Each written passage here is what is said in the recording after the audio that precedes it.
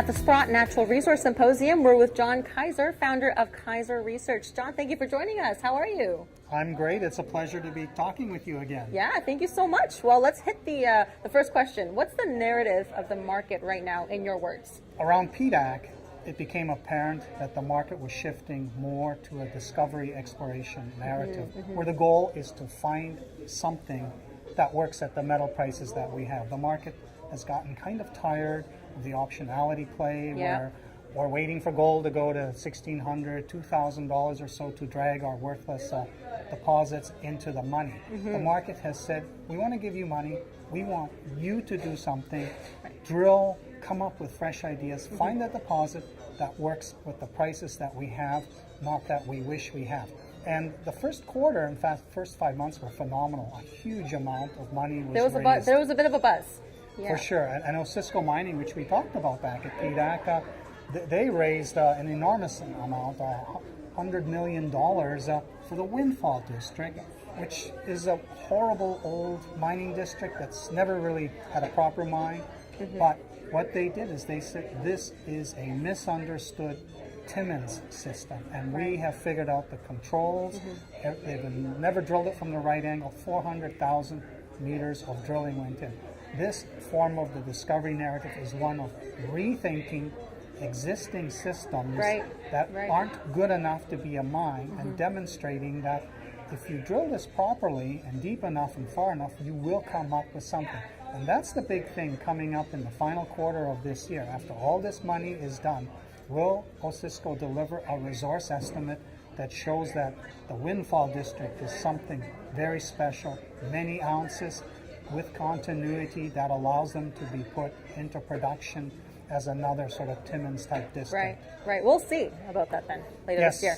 Gotcha. Is there anything globally that will be something similar to that kind of investment in something like Windfall district?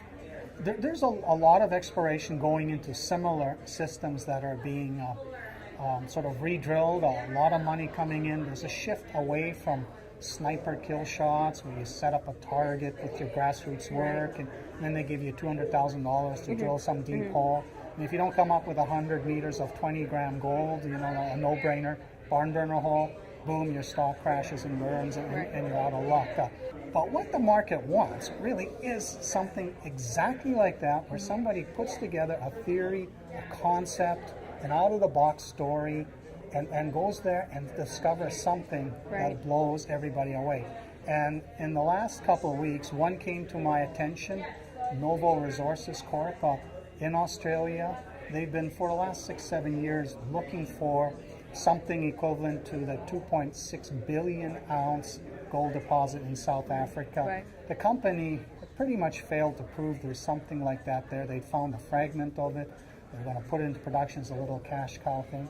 But then something happened last year which completely changed it. 350 kilometers on the other side, the stratigraphy exists. Nobody knew. They had little gold nuggets there that people with metal detectors chased and all that. But it was assumed there was some remnant of an alluvial deposit with no commercial potential. And this company now has staked 1 million hectares of land on the supposition that here is the hidden portion equivalent of the Witwatersrand Reef, and that scales beyond anything anybody ever hopes to find. Well, other than that, what about the company kind of gives you belief that they could really be successful? It's the context. It was found by a rancher using his helicopter to count his cattle, and he lands it. And while he's fixing his helicopter, he notices these little gold things in the dirt, and he's like, well, what is this? So with his prospector buddies, they check it out and stake this area. And initially, they're just finding gold nuggets in the dirt. But then they start finding it in bedrock, and that was the big difference thing. And another junior had the strike extension of it, and they said, ooh, ultra mafic rock, very different from the quartz gold, the quartz-hosted gold that's in this area that never amounts to a hill of beans. But they didn't understand that this wasn't some mafic intrusion. It was actually a mess of fairly coarse greenstones and basalt rocks that you find in the near-shore environment, which you might have found upslope from the Witwatersrand reef system. And this is what Quentin realized. People saying, oh wow, if this is the big picture thing, this little area may have its 5 million ounces, but if it does, and Quentin is right, and they have like 60 kilometers down dip in that, then this is a huge discovery. Huge system. For and sure. there is evidence that he's right, because in the 80s, CRA, which is now owned by Rio Tinto, drilled a deep stratigraphic hole looking for uranium. And they hit a quartz pebble conglomerate that was gold bearing at 1,700 meter depth.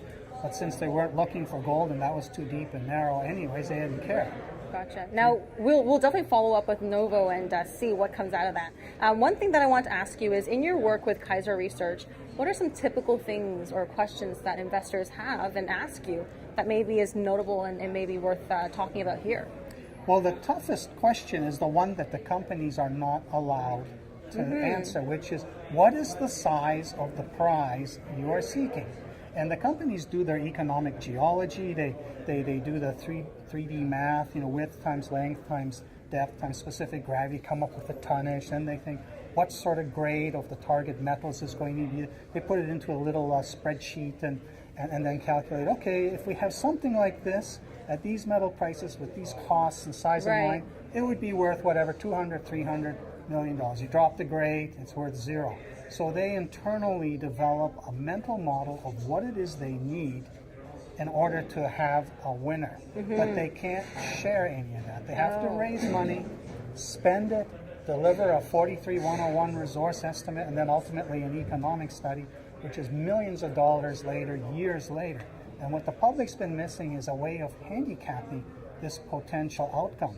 So I try to pick their brains. What are they looking for? What's an analogy? Give me something similar. And then I look up the cost. Can you share me what costs you think something like that? These are all answers they can give, so long as they don't say, well, this is what we have. Right. I do this as part of my service. I'm also involved in something called the Share Collective, which enables any member of the public to go in there and put this together, these numbers together, and share it in a public space to say that Novo project in Australia with all its assumptions, and others can criticize it or improve it. And you create a way of capturing expectations well before the qualified professionals sign off on what is then like the referee. Okay, here's what the professionals have said is there based on these thousands of meters of drill holes with all the fine specific detail that's not in the public domain. John, thank you so much for your time today. You're welcome.